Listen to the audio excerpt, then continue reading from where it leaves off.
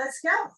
So we're starting with your bolster behind you, and you've got kind of a stack up of blankets. And this blanket orientation is not what you have to do. You could have two underneath and two on the top. The key is that you want to feel that the line of your spine is experiencing an arch. And so if we take our belt, we buckle up so we have a big loop around. And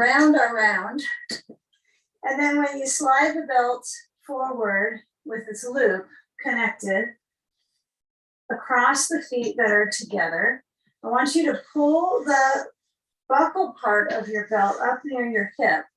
And as you tighten it down, cinch it down, notice that the legs might have this flattening excursion, like they're stretching out, they're dropping down.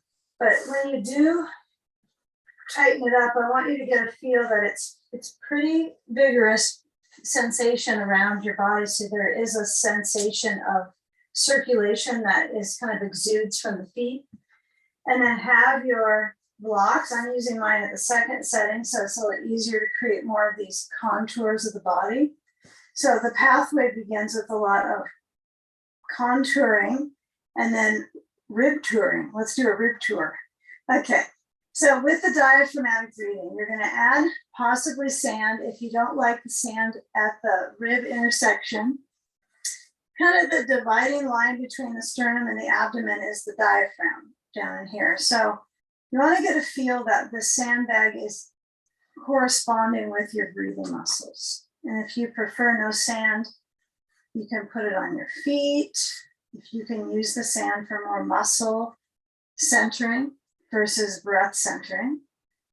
And then as the shoulders are actually motioning in their back space, loosening up the chest circulation, let your eyes settle back and the arms release wherever they might feel that closer to you is comforting. As you explore the inhales, this is where you'll decide where the arms feel the most supportive for the alternating in and out breath.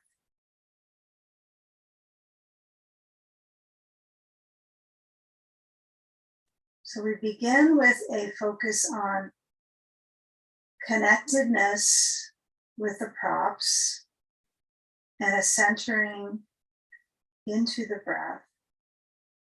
And that simplicity, if you do have some weight, whether it's a sandbag or a bag of rice, or an awareness on that divider between the sternum, I think for our group, it seems to be we'll focus more kind of rib intersection down to the abdomen, that space in between as the breathing shape.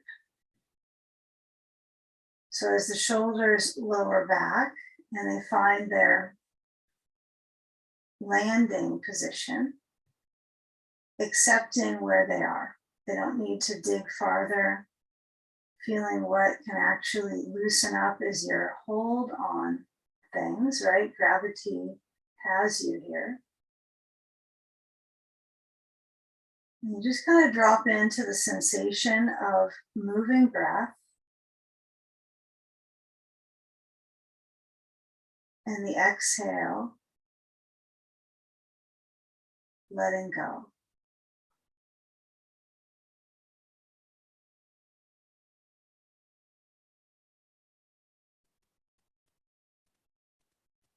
Tracing the spatial outline from your belt connection across the feet and the back of the pelvis. So we're going to really corner our focus in those areas that the belt holds today as we move along. So let the shoulders kind of experience a little heat. Slide the arms out, kind of as distant as they'll go from you on the ground. I mean, the ground can be this interesting prop for the arms. And even if one of my shoulders feels a little different with its pressure, it's it's a tiny difference maybe in this position, but there are some different loading patterns in our muscles perhaps. So when you reach your arms a little bit off the floor and the muscles kind of engage, and then let them go back down. And then inhale, let that hands lift up. So they're just lifting, hovering over the ground. And then stretch both arms back. They can go as far behind you as you're comfortable with, but I want you to feel the hands reaching together, interlace at the roots of the fingers. Turn the hands to reach behind you, inside out, so the hands are still connected. And however the noticing experiences of your breath wave, it probably got a little bit shorter just because of the muscle tension that is physically sensed in this shape. And then part of the practice is a little give and take from one area to the other. So bring the arms up towards the ceiling. So instead of behind, above the heart.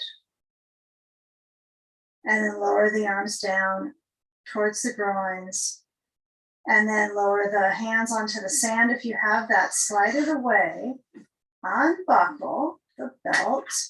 And if you have one of those little balls, you're going to grasp that. If you don't, what you could use is your block instead. So it would be ball or block.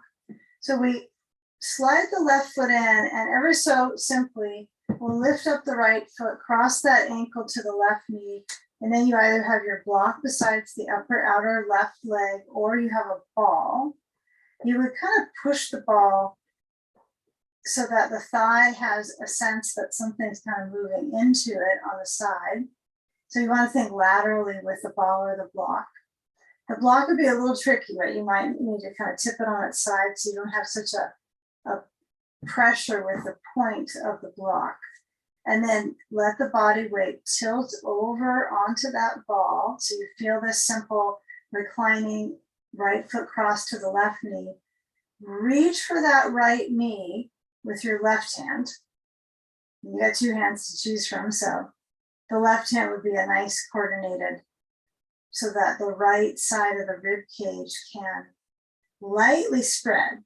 So we've sensed that the rib space on the right side has a little bit of crossover, right? So your hip is doing kind of this halfway crossover that we do often towards the end of our classes.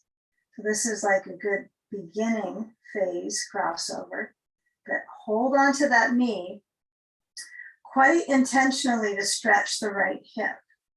If you feel this on the inner right thigh, notice, well, maybe you pull the knee towards the left more than towards you.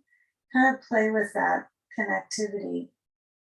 Sort out what it feels that you can settle your brain back and breathe with. I don't want you to be, biting your tongue because it's so intense, with a pull. So find what directional assignment works for you holding the knee. And going full with it would probably be more crossing it over towards the left, not putting your foot on the ground. There's no goal in mind for that at all. That sheer sensation on the outer right leg, enough, let go, change sides, right foot down. Whatever's in your path, whether it's a block, then you just kind of kindly shift it so that you're using primarily your ball or your block. Now, besides the right outer thigh, and for some of us, it's just at the very top of the leg in the attachment to what you think of as your hip area. You can just push the ball in or the block so you have a little spacer. If the block is too firm, it just is hurtful for your leg. You can also use a sandbag on this one too, because it's quite soft. Hold the knee, and as you get a hold of that leg connector, the knee is kind of the connector into the shin, guide the leg circulation towards the right. Okay, so feel if you can be kind of a therapist for your fascia. You'll be a fascial therapist today. Okay, So you're pulling that seam right across. And of course, you can use your left hand to kind of direct the traffic there with the connective tissue. I like to let the arm relax. Some like to stretch it back. You know, then you can kind of feel the fabric or the fascial pull. And even if it's pulling, keep in mind you like to come away from the class feeling like something happened and you got some release. So feel that there's effort going into the process here. Hopefully the sequence will sort out some releasing for you. Yeah, and don't resist letting your body weight push into that ball. Just let your body weight shift down so you're not grabbing your energy into the right side, holding it with the muscles. And I think a good balance here would be to lower the left arm if it's up. And these thighs are going to get kind of ribboned up here. So when you come out, shift the knee back center and just take the legs to windshield wiper side to side. Let the feet kind of spread a little bit out on the mat or your space so that they're not very close. Let the knees tilt and rock side to side. There's kind of mystery range in your rib cage here about what it should motion into, whether it stays still on the bolster or it kind of is persuading movement. And I would say go with movement because it'll feel welcome when we get into some of these holding shapes and shifting. So now we're going to go into what will be more of a held shape. And we're going to be doing kind of 2 different tracks of that in the next few minutes. A little different phase of work. So slide the feet in. Notice how the knee doesn't like them to go too far in, right? The knees might pivot out if you pull too far. So when you do come up, let's use our belts because we'll be using it quite a bit anyway for boat pose. Might as well keep the prop work simple, okay? So hold, and see if you can reach the belt over the knees. Hopefully you don't have to do too much awkward movement. And then I have the belt so it's below my knees and I'm kind of pulling and sliding my feet forward. So it's a bit of a core balance. Okay, now the goal of the goal is that we're going to be lifting up, and you want to be awfully careful here with the rib cage. So I would pull with your arms before you get your brain to lift up. Okay, and you're resisting, right, with the belt. So when you get to lift up your head, now it's a tilt. You're going to pull with the arms, slide the feet forward, that's key. Pull, and then come up. And if you want to go back down and up a few times for fun, you could, for good measure. But what we'll take is the belt just under the feet. So I want you to slide it forward under your feet and then kick your feet up. And just see what happens with your balance. And some of us might find that pulling is a bit of an arm pressure. And maybe it's just a hands pressure right around the fingers too. So feel when the feet kick up as if it's simple to maintain. And if the legs pike and they get a little bit higher, you can play with that reality for the hamstrings. But now I want you to slide your hands on the belt. Now we can't know exactly how everybody's measurement and how you feel about this hold on the belt. But I want you to let your elbows bend enough so it looks like your arms are in that kind of full bicep, well, not a full bicep curl, but 60% of a bicep curl.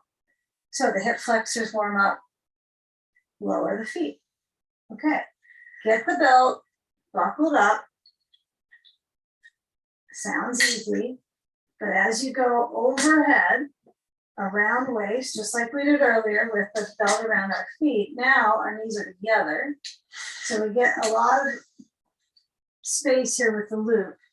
And then you lift up your feet again into that belt.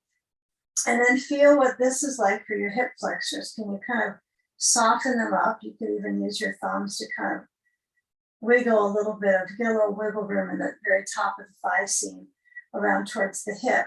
But you do have this crease here in your core, right? It's folding, it's a folding pose. So get a feel where your belt works on your feet. It might work well for you at the ball of the foot. It might be towards the heel. You might be wishing the pose was over soon. So you do the best you can with having that support and kind of play with balance, losing balance, letting your feet move forward and a little bit down. And then important finale here is to push back into your belt with your body. Mid-body, push back. Feel the belly relaxed. And then reach your arms kind of extending out of your back, like when you round your back in a flexible motion. Instead, right now, the belt's holding the spine long. So keep the vertebrae in this supported slight bend, right? There's a little bit of creasing in parts of the spine, but for the most part, you're trying to keep it very toned. Okay. All right. So scan the focus and kind of visualize downward dog pose. I know this is not dog pose, but all these poses have they compare to each other easily. Any of them, right? As long as they're in your body, huh? So hands on the belt so that you're safe to exit. Bend your knees, resist. So pull on the belt so you have some resistance in your biceps. And then lower the feet entirely. And now we're going to turn. So we face back to the bolster. Okay, slide the blanket so it's under your knees. You may be kind of peeking back at your screen, I imagine, but this will be brief and pretty easeful instruction. But knees on the blanket, hands, viscerally underneath you so you feel support, whether they're right under your shoulders or a little farther out. And then toes relaxed or under, curled under or resting. Round your back into cat, chin to chest. Inhale, arching through the spine. So the tail reaches back, the chest extends forward out of the spine. And exhale, rounding your back into cat pose, chin to chest. Inhale, arching. Okay, let's find a centered space, right? So neutral, and then toes under. Lift up the knees so you're not in boat pose, but you had some similar work in your hips to get there and here. So feel that you're putting some force into your arms, right? All the way up through your shoulders. So everything's firming up. The heels start to reach towards the floor. I would sort out my dog pose by bicycling the legs, bending the knees, and kind of pedaling out the sensation, not just in my calves, but you're in your home space. You can kind of move your hips a little bit side to side and kind of get a feel for how the waist turns, right? It does get in these boxed up shapes in yoga posture. So we're trying to make this, therapeutic movement frames. Now, when you feel that reach back into your heels, one last time towards the floor, head lowers down. Okay. Now, when you come forward, instead of just pushing your knees on the blanket, I want you to kind of guide yourself forward. Yes, knees come down, but walk the hands out wider and then move on so that you're resting your front spine on the bolster base and stretching in towards a version of up dog. So you just let that length occur in the hip, right? And the crest of the hip. Okay, now the arch of the spine likely feels pretty comfy because of the bolster in the front. Okay, now feel how the arch is responding. If it's in the ribs, if it's in the spine area. And then we'll come back and I want you to slide your knees back and then turn your bolster across the mat. we'll be facing what would be a little more normal for you now. You're going to move your blanket away from the knees and then tilt down to your left hip. Come into side sage with the left hip down and get both of your blankets back behind your bolster.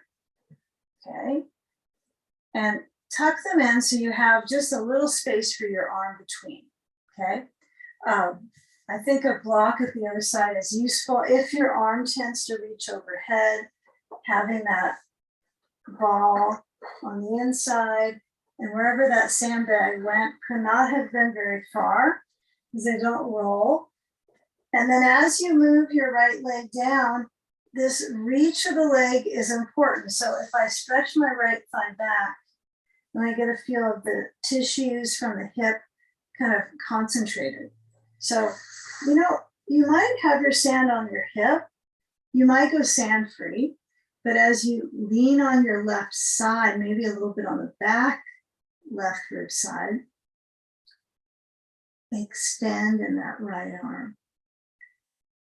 Get the feel of the left knee bending and the right arm reaching even maybe beyond that block. So you might have to adjust it so it works in the best supportive angle. So that would mean kind of go for it. Let your body reach past what you thought its limit was for the rib cage. And then settle in so the weight of your body is feeling the support of the props.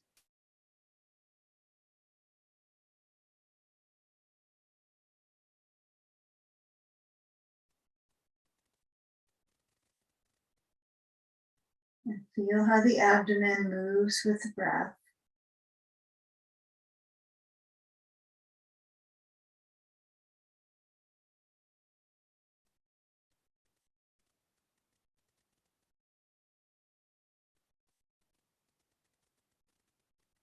Natural arch through the spine.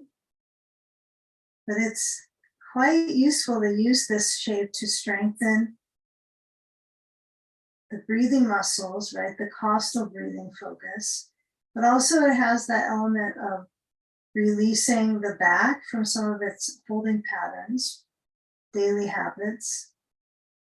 So it could feel really good in your back when it comes down to it here, or when it goes back to it.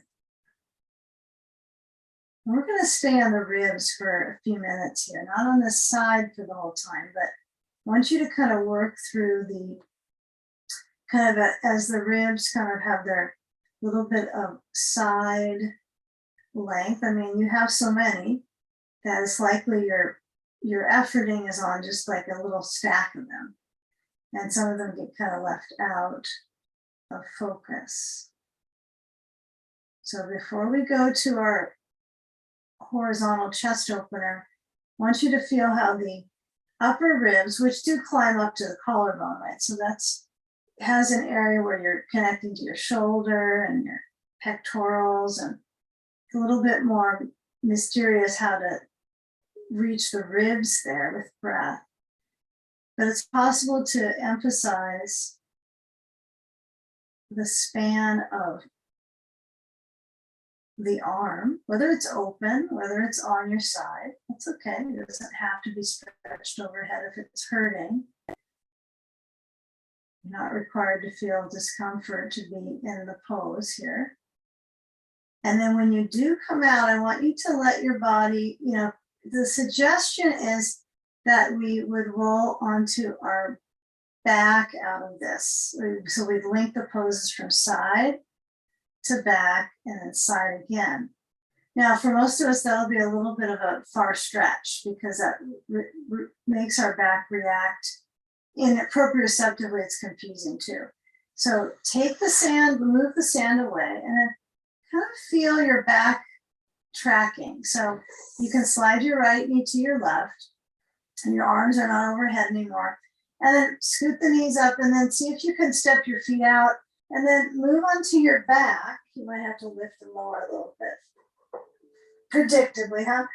And then take a block under your pelvis. This makes it easier on your back muscles. You can kind of scoot the block up right next to the bolster. but let the bolster be pretty, like a big chunk under your back. It's like little awkward. The higher the bolster is, the more awkward it's going to be, right? If it's lower, you're used to this plane of the rib cage being worked on constantly in this class. So having going out of well, it's still thoracic, how you go with the bolster. It's a pretty huge part, but a little higher is challenging on the breathing muscles. And so work to the best when you inhale with the arms opening the chest, and they're kind of feel a little bit cactus-like, right, with the arms. I don't know, do you feel like you're like a little cactus? Okay, stretch the legs down. If you have the block, you can stretch the thighs straight down. If you don't have a block under your pelvis, it would be a little challenging, but you could do it. Depends on how your back meets the sensation. And then coming back to sensation, kind of agreement for yourself. What is enough for the length of your breath? So the inhale would kind of push along at 4 to 5 counts in breath. The belly expands. You want to get a feeling here in the stomach that it's comfortable, not being gripped on. And then as you exhale, the diaphragm returns back to its resting space with a relaxed belly. So it's really 2 areas that you're focusing on with the breathing. Can make it a little heady to think about it, but the more relaxation you can encourage, the better. So little shoulders back, a little bit of reach down through the legs, head relaxing. And turning your head side to side might be a little in the contraindicated area on this one. So you want to find that the shoulders do have a big position here to support the neck just relaxing. We'll turn the head in a moment when we roll to the other sage pose. Okay, now keep those arms in that open frame. And then maybe finally you feel the breath even higher in the chest than you did last when we started, right? The breath might be up closer to the collarbones. Okay, now your work is to get the breath so it's not stuck up here, but it's actually going to move into the ribs. And then eventually down to the belly as well. Slide the feet in, bend the knees, scoot the block out, and then start to go to your other side sage, so right side. So just the right side sage. So I'm going to work on feeling my bolster supporting me, but really working with that sense of surrendering the weight. And then roll to the right side. You'll have to likely get up a little bit, right, to get the ball under that left leg, to get the sand, maybe kind of orient yourself on the bolster that you like. And then when your ribs reach down onto that bolster, they kind of go on in their assigned position. It's not as if they're going to have their own creativity going on here, but you can offer that sand to the hip, or you can put it up onto your side. I suppose some might go, pretty high up to the armpit. I like the hip one when I'm on my own with doing it. It's a little easier for me to sort out. Putting it higher up can get a little uncertain for the balance, but some of you might be able to have more angle. So when that right knee is bending, the angles are really important, right? The contours. So a nice focal point here as far as visualizing is contours, curve, angles, let your body explore anything that's not like plain and ordinary here. Just moving, kind of wriggling your rib cage with the breath and slight movements. Always a large amount of caution around the knee. So for most of us, the left knee is in a vulnerable position, right? So if you don't use the ball under the leg, it could put some pressure into the knee, even if you don't feel it today. I just recommend the ball for safety because it lines the hip up with the knee a little better. Otherwise, the knee's farther down in the angle. So kind of just basic math on that one as far as the angular pattern. But let's take a few moments in stillness. Now I'm more on the back of my head. You might be comfortably on the side, kind of on your ear. Breathing with the ribs expanding and centering.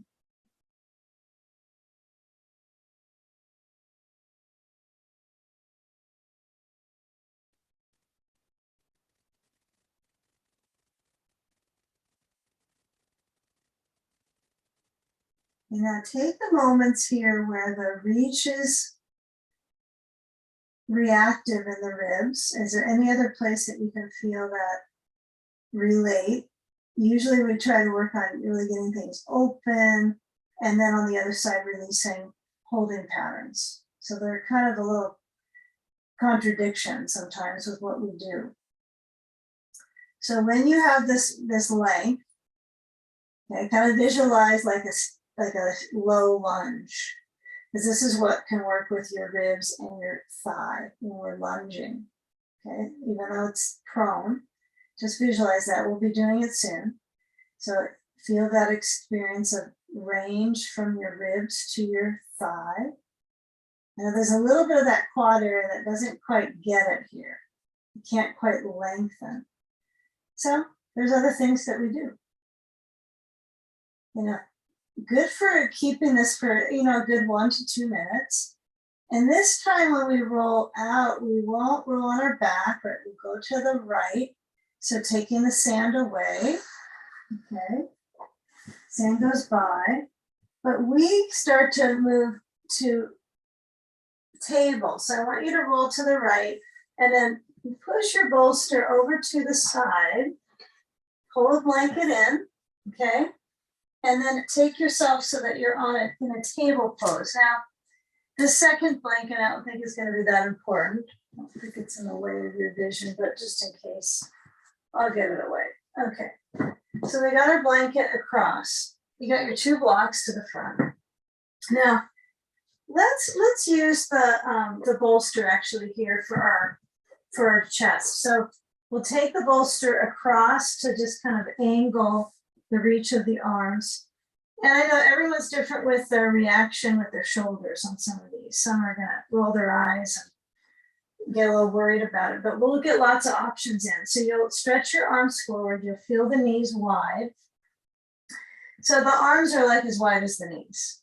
Usually we accept the arms having more width than the knees in these poses. So take the reach of the rib cage, like you were just exploring one side at a time. Go both sides here. And, it's kind of like the ribs are like this bridge from the hips to the hands. Okay, so feel that range. Let your head lower down.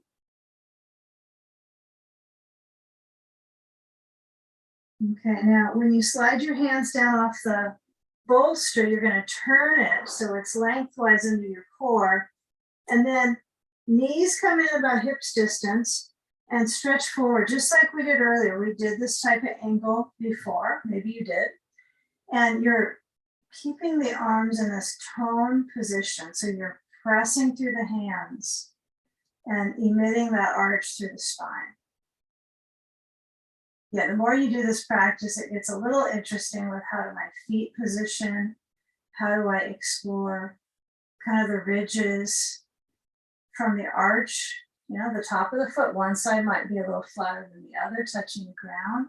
So just notice those differences because that affects the whole plan in your back, how your back responds, how your hips respond. So if one foot is a little bit more angled down, probably the foot that's dominant is a little more tone. Take the time to lower down your ribs and come to Sphinx Pose so the elbows are down. And if that foot doesn't lower down as much, or if you're perfectly balanced perhaps, enjoy that, but feel the elbows touching down.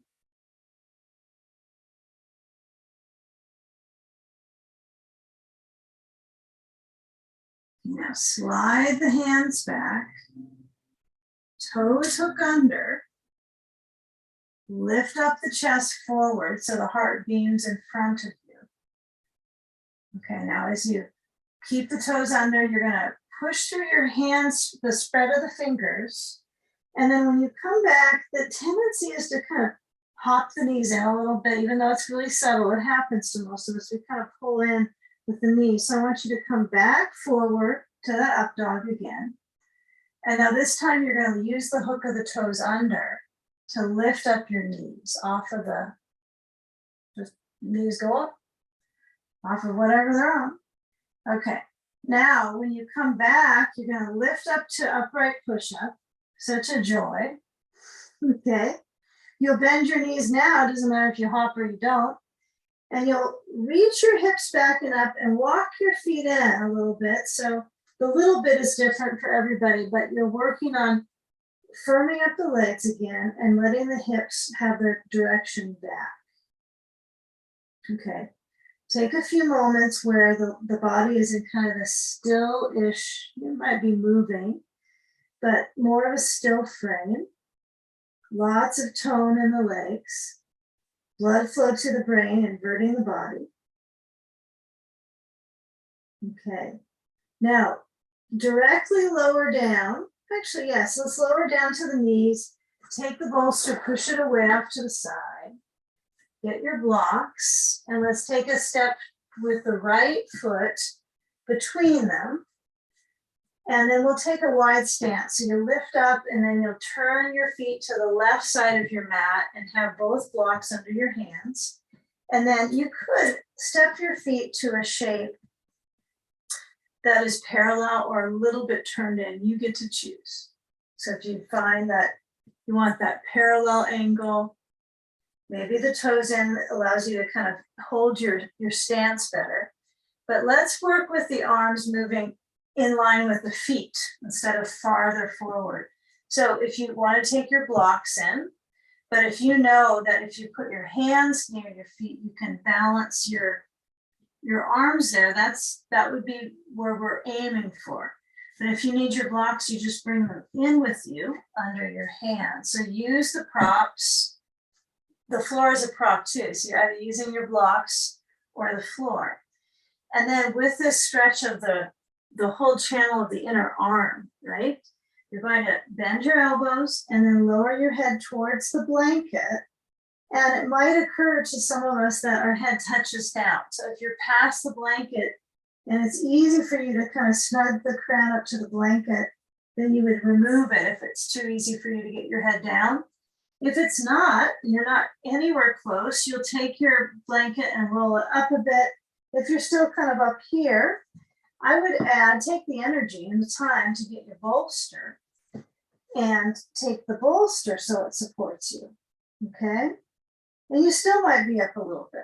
So your work is on progressively lowering down the crown of your head and then the knees, right? That has a challenge with pushing back. So lengthen out the back of the legs from the sitting bone to down to the heel bone, and then experience the lift of the hips, the crown of the head down, so you almost sense this really deep hamstring stretch. Okay, take a few more breaths with the crown of the head down. Yeah, the props will be different for everybody. Some will use the blocks, some may not, and it's okay to challenge yourself. If the hands hurt in this position, hold the legs. Okay, keep the thighs toned. So what I want you to explore for a moment is lifting up your head so it reaches forward out of the spine, or I think through the spine, and then getting your blocks, and then as you set yourself to move your feet a little closer, so they might be able to be parallel this way. Feel how the hips press back. Now take a block, the left hand with a block to the right block. Then when you turn forward to your right foot, pivot the feet, so both feet are facing, well, they're angling straight forward, paralleling, moving the feet. Take a moment to reach back into that left heel. And I would take some balance here to the right knee above the ankle and straighten out the right leg. Okay, lots of work through the legs. I know it can be a little bit rich here. Left hand on the block, and then reach the right hand to the sacrum, so to your back, low back. Turn to the right with your waist. Kind of like your ribs are kind of turning and into a sunrise, moving. The back heel could be lifting up quite a bit. You might even turn your left foot behind you a little bit out. That's a good revolve triangle. Let the back foot just slightly pivot. So the toes pivot to turn out, but you try to get your heel down. Or it slides, one or the other, huh? Turn the waist, rotate the ribs. Try. All right, now that right arm is going to lift up towards the ceiling so it extends straight up. Okay, we reach it behind us, arm back, right arm, and then slide it down so it lowers to the block, and then take a high lunge. Well, actually, this will be kind of a mid lunge. So that means the hands stay down. That would be more mid or low. So we keep the hands on the blocks, however high you want your blocks, doesn't matter. Maybe you've got specially lifted blocks. But the left heel stretches back, and I want you to work with this feel of this reach from your thigh to your ribs, like we mentioned earlier with that side sage. So for some of you, it might mean that you put your knee on your blanket because you like that deep reach and you stretch your chest up. And for some, it's going to be knee is up and we stretch the chest up. Okay? If the leg will come down to the blanket eventually, I would let it go. But if it hurts your knee, it doesn't work. Right? Sometimes that's too painful. So create the reach through the ribs. Are you breathing in this pose? Are you waiting to breathe some other time? So breathing slow, lowering down the back knee. Okay, so for all of us, we're going to either lower the back knee or keep the knee up, and we'll stretch the right leg to a reverse lunge. So we'll lean back, the right foot flexes, so the toes are up, and then the hands lower down, really as far as they'll go towards the floor. So if I have my blocks flat and it works for me, fine. If I want my hands on the ground, you can go for that, but let the left foot behind you relax the toes and really flex that right foot so your head lowers down to the right leg. Yeah, and your head might be way up here. You might be a lot higher, but your experience is the hamstring. Pretty big pull.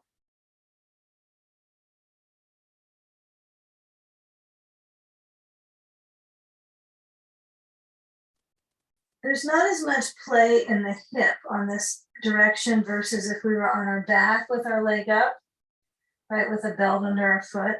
So I want to add some of these things in class every once in a while so we get the standing pose version of those poses a little more activating.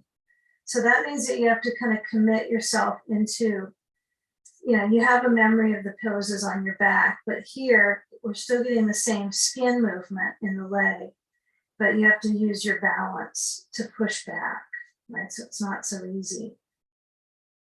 Unless you spend hours and hours doing it, you'll have muscle memory of it.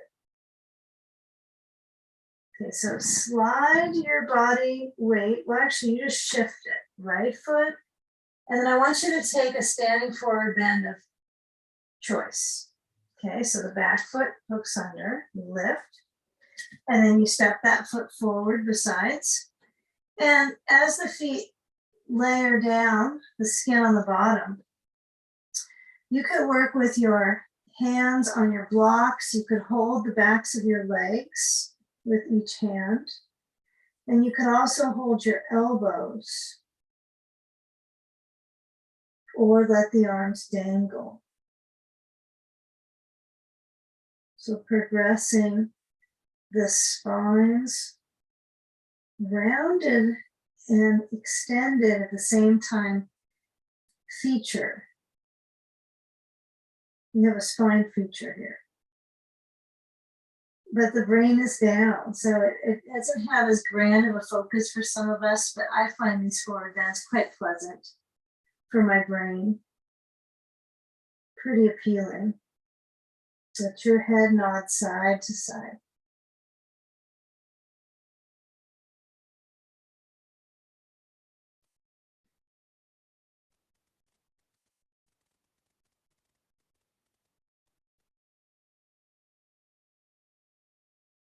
With the bend of the knees, feel when you bend the knees, what traction you get from the space behind the heart towards the pelvis. You might notice some traction.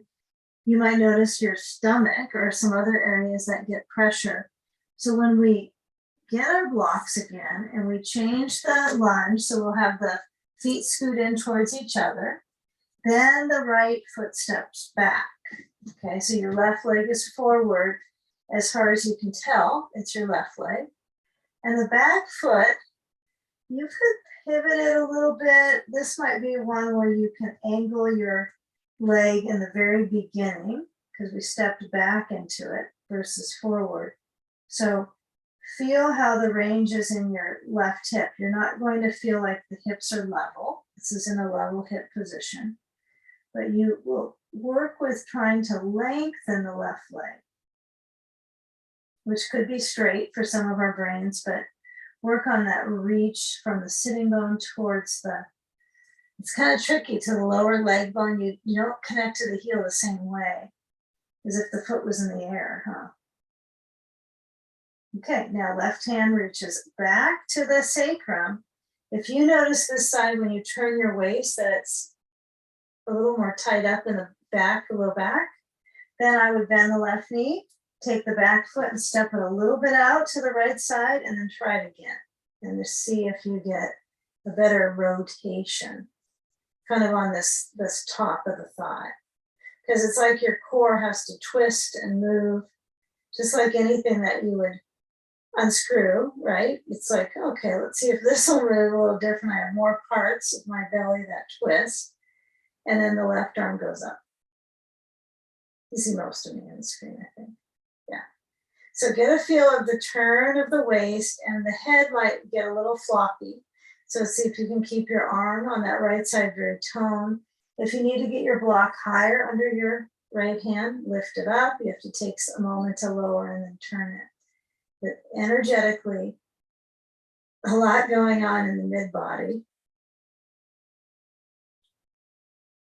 Lots of energy being used to maintain the shape. Okay, now when you feel that rotation, breathe.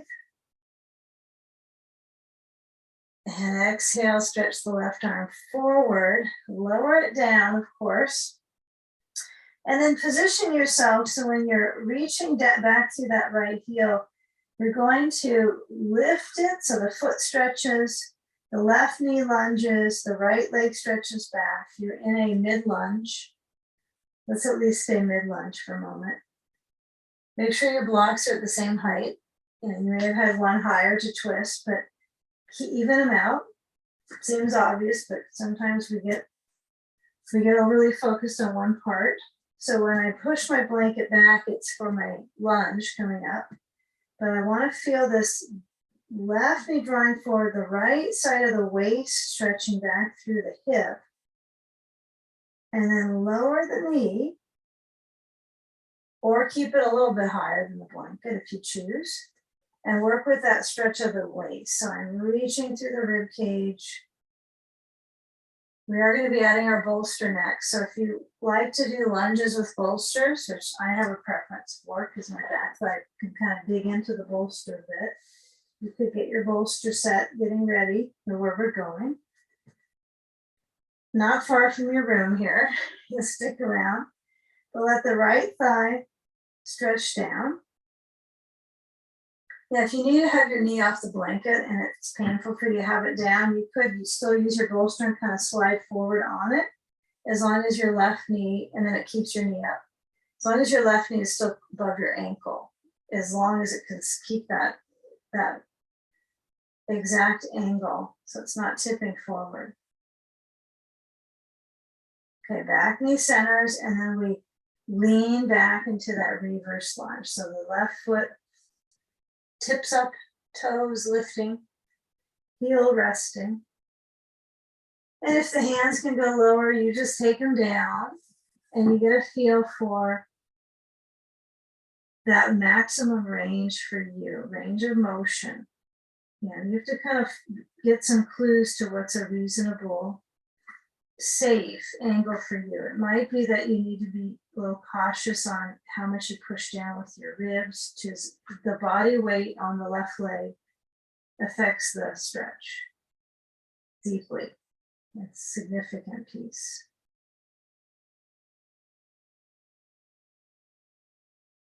And kind of feel how this mid flush is, right? It's like this mid body right now it's kind of, it doesn't feel super toned, is what I sense. It's like I feel these other areas pretty ripening up with a stretch, but then this mid body kind of lost its tone from the last lunge. So we're going to go back to the tone and the core. So feel the left knee bending, just feel the knee go forward. And then walk the left foot over to the right, toe heel to the right side of your mat. So you're in pigeon pose. And the left knee is down, the right leg is a little more relaxed on the knee. You just let the toes stretch back.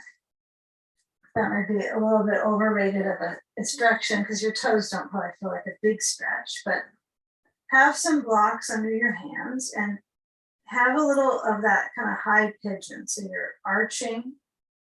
And then once you decide that you want to lower down your blocks with your elbows or down the floor, then you can lean to that sleeping pigeon shape. Yeah, now the waist is kind of in between being sluggish and starting to get a little more charge.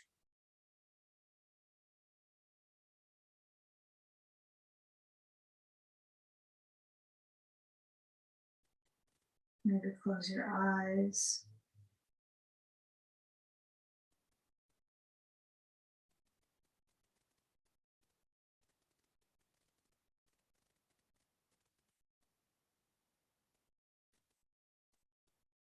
So feel where the back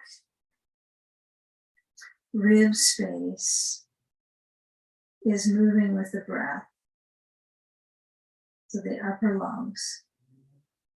And we're just going to carry that into the seated pose. So as you experience the back in general, you're going to let that left knee point forward and follow as coordinated as you want, right? You might be feeling a little choppy with the direction, but you feel the left knee forward, the left foot touches the bolster, okay, the heel. And then I lean into my left leg and I reach the right leg. I swing it forward from behind me and cross it over the left leg. Yeah, so you might have the foot easily do this. You might find that your hip doesn't have that range of motion to get your foot across. So for those of you that wonder why people can't do that, well, it's because it's the connector of the low back to the hip if it's just a little bit tense.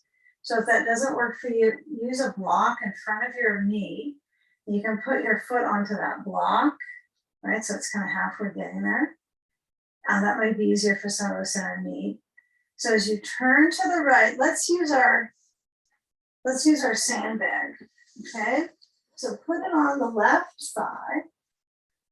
Slide it so it's kind of supporting your grounding experience for the thigh beams. And then turn to your, I'm going to use a block. So block behind me for me. Turn to your right so the left arm pushes to that right leg. This should bring your core into. Spring it around and up, right? So that core bundle is quite activated here. So get a feel now. If you you get kind of antsy about the pose, then you're not letting that sand do its work. So if you feel like there's an energy that's tightening up and lifting, come back to that exhale that grounds you and brings you down to the earth. And then the inhale just turns you. And the exhale grounds.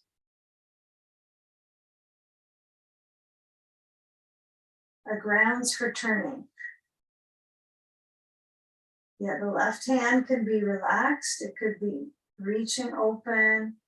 You could bend your elbow a little more. I'm finding this challenging for me to get my arm to bend more for whatever reason.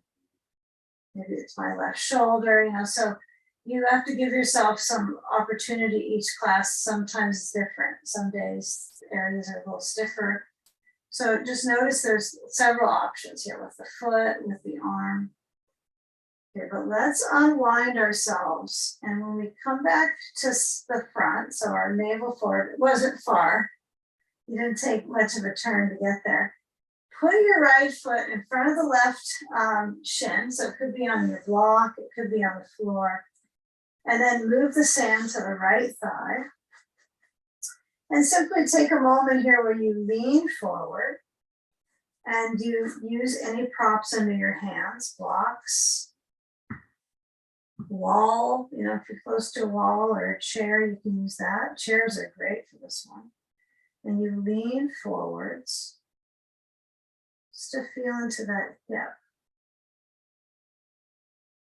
Even though you felt your hip, you're going to feel it a little more in the next pigeon, but kind of feel the circulation in your hip.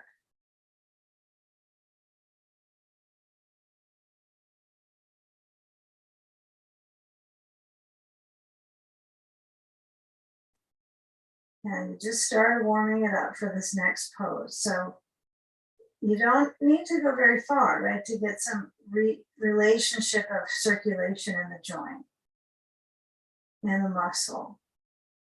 So now when you move the sand away, let's see, our blankets are pretty perfect here.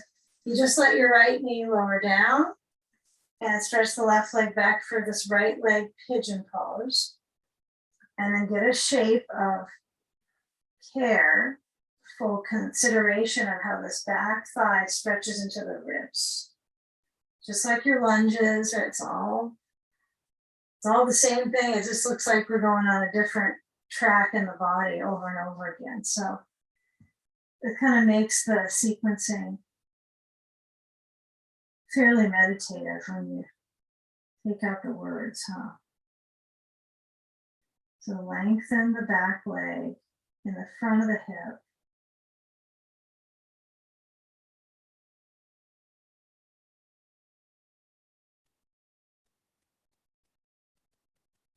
Yeah, be a little bit considerate of the knee here. So if your knee is on edge, your right knee, you can use a blanket under your right sitting bone. You can stuff a towel. Sometimes towels are better for that. The blanket's a little too bulky. But if there's an issue in the right knee, then you would put height under the hip so it would have less of an angle in the joint. So we're trying to work on our hip, not hurting our knee here.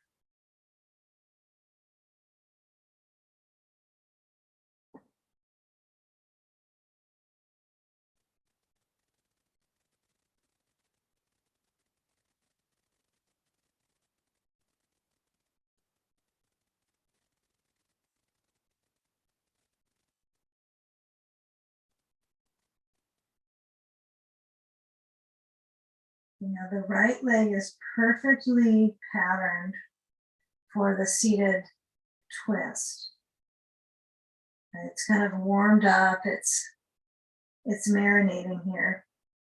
So when you come back with your weight into your hip, your left hip, you'll move your props around so that you can get your left leg forwards. From behind you, it crosses forward. And, we all kind of come into these shapes uniquely. So my version might not be your exact version, but when you feel that left leg in front, maybe this is where it stops and you want to kind of notice how you can crank things around.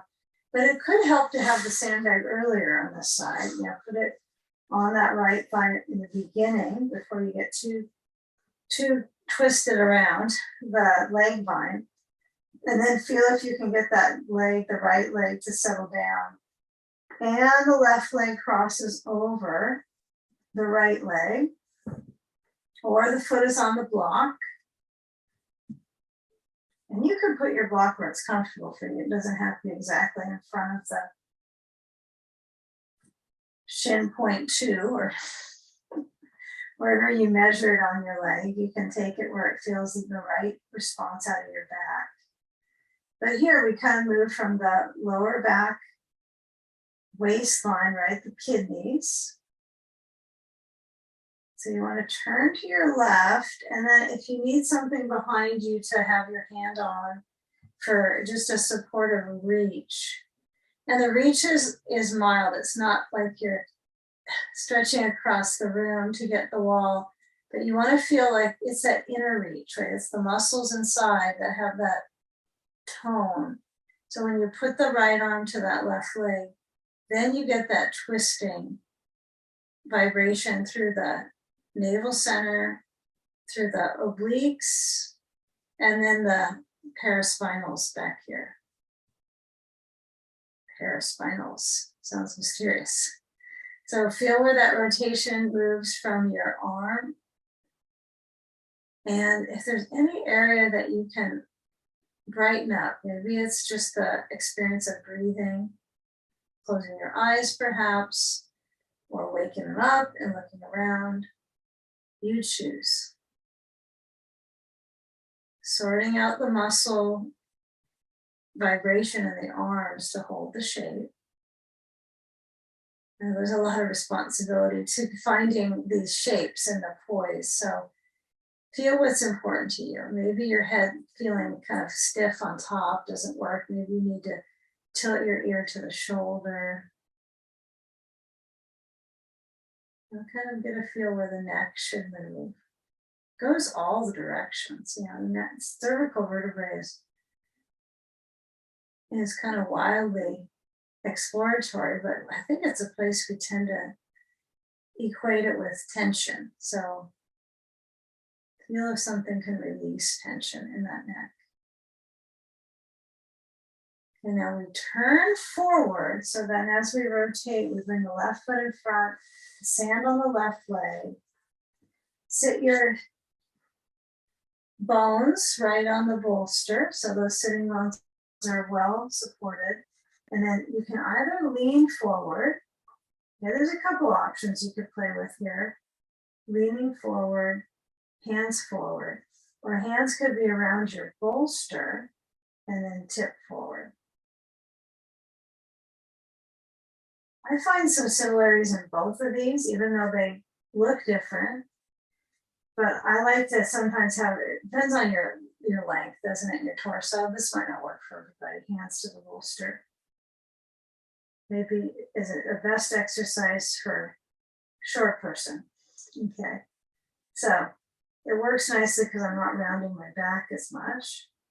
So it doesn't mean that if you are looking like you're going farther forward, you're getting more work done. Okay, now this is we're gonna be going to the wall next. So I want you to kind of notice how your angle of your leg is right now, that knee angle. It's important. Take it seriously.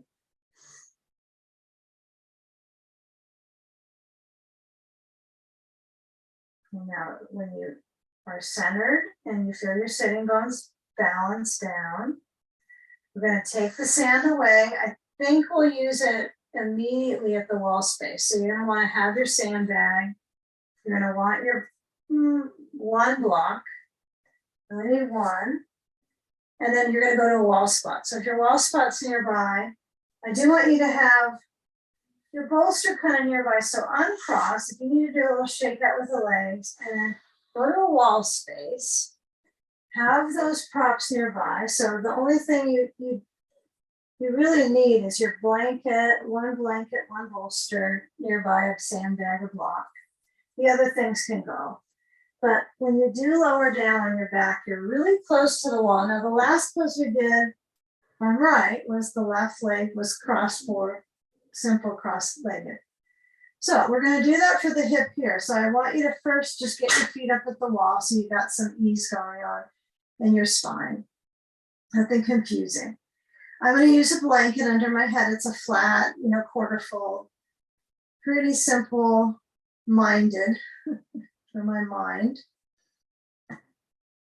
Your bolster might be used and might not be here. So just kind of be warned, the bolster might be pushed away if you don't care for that. If you have a ball, I'm going to keep it real simple here. So we take that left foot to the right knee. We did this in the beginning, so not a surprise angle. And then you're going to lower your right foot down on the ground, and you're going to cross the left leg over and bring the knees to the right and down. Okay? So I'm trying to bring all these poses into a balance at the end here. So you'll take a sandbag to the outer left leg. If you like that bolster under your knee, you could kind of push it in over to the right. But you might be kind of just simple here. Just cross the left leg over, put your sand on the left outer leg. I suppose the ball could be used here, but I don't think it works as well as it does for the other crossover we do with the bolster. It's not quite the same match for the pelvis. So open out that left arm and experience where the chest is circulating into the armpit chest, right? The blend of movement. The core moving with the breath. And maybe your head rolls left.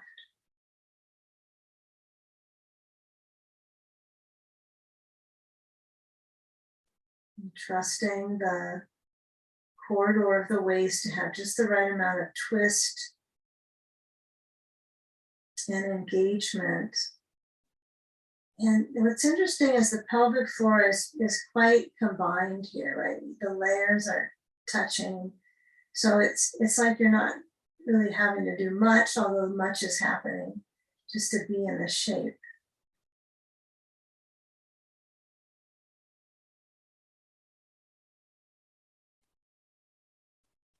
And this one can be held for quite a while for some of us. So if you're comfortable with shifting to the next side, same pose, you can go for that when you're ready. But if you like to kind of stay the course, who knows what it feels like you filled it up to the brim for this one. So it's a little bit unclear. We're all different. And then as you prepare to change, if you haven't already, first things first, left foot at the wall, right foot crosses to the left knee. Then cross the right leg over the left leg, and it's completely over, right? The foot is not on the knee anymore. The foot is down towards the wall or the other foot. And then take the sand to the right leg and steer the stretch to the left. So if you were to look back at the sequence, there's a lot of connect the dots things that we're putting together here at the end. At least it has a sequencing intelligence to it today, a little bit. So the right arm could open. If you got anything in your way, I would just move yourself around that so you keep the chest wide. And regardless of what's in your way, just try to practice simply balancing both sides. Head rolls, right? Classic movement of the joint.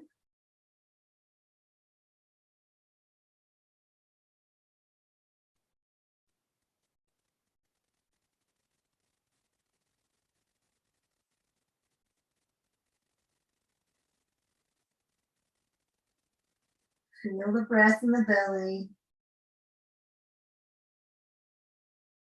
Now with the sides having some tone, right? But also a little bit of a revision here. So we slide the sand away and then we take our block, okay? We're gonna scoot yourself enough towards the wall that you can sense the feet up on it. I don't want you to be so close your feet are going to push deeply into it. You'll see in this pose. So you'll push into the wall with the feet so they're right forward to the knees. And then you'll lift up your hips and slide the block underneath the back of the pelvis. Now, with your feet up at the wall, walking up, you could put the block pretty high, right? That's possible. Your neck might need the blanket, it might not. Some days it feels pretty good to have a little blanket. And then you'll lock the feet down to the floor, right? So they're down on the ground next to at the base. And then you'll be in a very supported high bridge. So all these hip points are now rounded up to the hip peak, right? And the hips are usually kind of dug into our postures, right? They're kind of down when you sit, and your shapes cannot be the most influential on helping them out, right? So keep that lift of the hips, but be sensitive. So for me right now, this feels so, a little bit much on my back muscles. So you might have the block a little lower. Just depends on the day, how your legs and your hips can coordinate.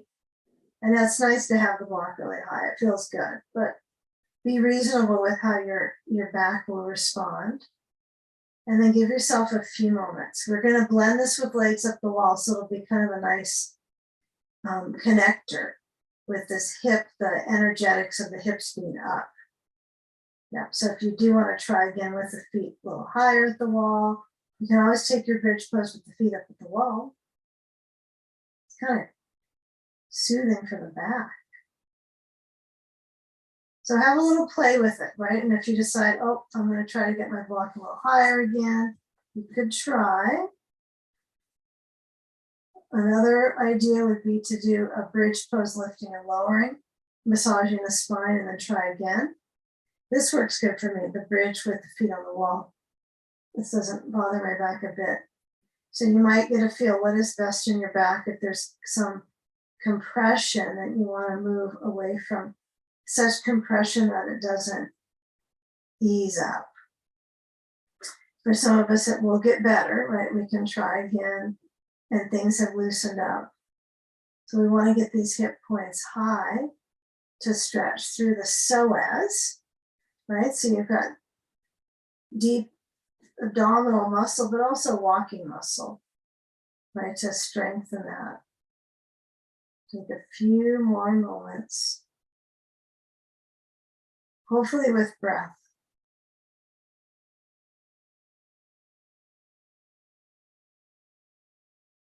Feel how the chin is in. So the thyroid has this nice circulatory benefit, right? The hydration station is natural without any outside element in a moment. Now walk the feet up the wall if you're not already ready to move out. Push into your feet and then lift up the hips and slide however high you have the block. Right? Be fine with whatever you did. Lower the spine. Okay, and now we're going to move our bolster towards the wall. Now if you're using like a couch or a bed to get your legs up on or any of these poses, then the bolster still would be what you would use at the base, right? So you still want that hip support. So now to get up onto this, we're going to roll to a side. If you need to do a little bit of side-to-side rocking with the knees or windshield wiper before you completely come back upside down, take the moment for that, okay? And then whenever you're ready, now or in a minute or so, slide the blanket in close to the bolster, and then your seat up on the bolster. Most importantly, you're on the bolster with your rear. And then you roll, so you're on your hip. You want to get your tush as close to the place you're moving your legs up on as possible. And then you have your legs up at the wall. You might have space between your legs and the wall. And if that does happen, it's difficult to correct, not that you have to at all and get a successful aversion. You could slide your bolster a little bit away from the wall, and then it might be more satisfying, so you don't have this kind of mystery space. So Yeah, and sometimes you get that bolster away and then you can get closer to the wall. Blanket is under your head, right up to your shoulders. Get a sandbag if you have one. And let's say you didn't have a sandbag, you could always use your belt and make a loop and connect the belt either around the legs so they stay connected. And that's one other way to do the legs up the wall if you don't have sand. Like if you're not at your normal residence practicing or something, you only have a belt, you could use that around the legs to keep them connected. You can also add it in this pose with your sand. So arms open out. If you've got two sandbags, place one on that space, right? That line between the sternum and the abdomen. You can place that sand there. And with that length of neck and openness of face, if you have any hardware on your face, like glasses, you want to remove those so that the skin on the face can completely soften.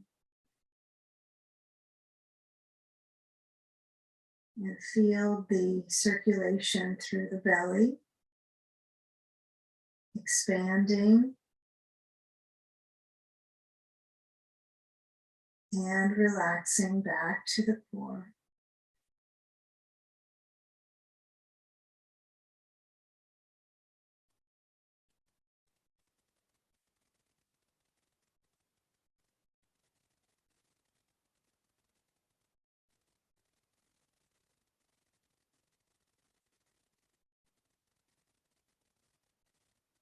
Now, feeling your shoulders, in some sense, there's an openness at the chest, and you have a pack of shoulders behind you. And see if you can let those smooth out so they're not creating more grip in the shoulders. It's like they're opening, kind of like the front body. This may mean your arms slide down towards the wall. It might mean you put your hands on your ribs and you feel the breath in your hands. That might feel easier on your shoulders. So however ease can arrive in the ribs and the heart. So feel those two paces of breath in the ribs and the heart come together.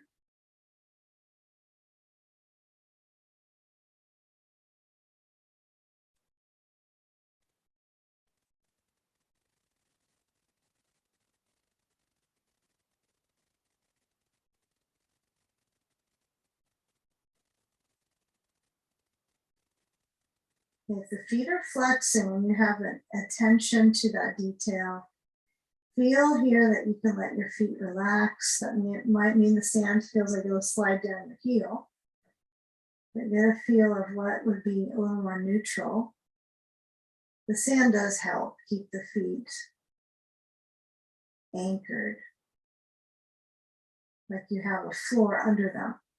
So it gives a sense of security with your feet. Okay, now, when we shift on, I want you to let the leg bones extend out of the sitting bone to the heel, and then feel the feet flex and then move them off of the wall. So it kind of floods the pelvis, but you want to keep this kind of pelvic floor and the inner leg, the groin, that lymph drain to be very clear, defined. So it's that you're avoiding tensing up on the thighs like they're not pushing together. It's the back leg lifts to the heel, and then everything drains, at least the fluid drains. So that's the only thing we viscerally could say is happening. And then as you bend your knees, kind of feel how the legs flow back, and the back of the legs feel that kind of, they've been kind of strummed, toned. And then as you move the sand, kind of these slow gestures can be helpful for your body coordination. Feet together, knees out, or if you prefer, knees together or close and towards your rib cage. You choose. This might be overly stretching for you to have your knees out, but you decide. feel how the tailbone kind of has a hook to it here in this position. And then as we guide the legs in, we're going to shift our hips so they move under us, like you do in down dog. Your hips are moving back. Same thing when your bolster's this way. The hips are moving under you and back and up. And then I want to end it so our back is at a wall, or it's at whatever you have is this, that's creating this space for your legs. So roll to a side. If your bolster was pushed a little bit away from the wall, you might like it to be there when you sit on a bolster. Now be honest, like my bolster is to the wall. This works fine for my spine. But some of you might want a little bit of, free play with the back to move the shoulders back. So if there's a little more space, that could be helpful. Sometimes right up to the wall is a good exercise, and attention to your back muscles. So use the prop of the wall for your back. Take the moment where your hands are resting, take a cross-legged position that's comfortable for you. Your pelvis, the back of your pelvis might not touch the wall at all. So you'll feel your natural lumbar curve. That's important to feel all the curves of the spine. And then with that hand structure on the legs, open out the palms, resting your eyes. Or is it the brain, right? What are you resting when the eyes close? And then sense the head lifted, maybe more lifted, shoulders down. In a moment, just sensing the movement of breath and the collective awareness of this session together in your home. You feel the shoulders kind of rush down the back and lift the hands up in front of the heart center and bowing down to your heart, surrendering there. Inhaling and exhaling, bowing into the space.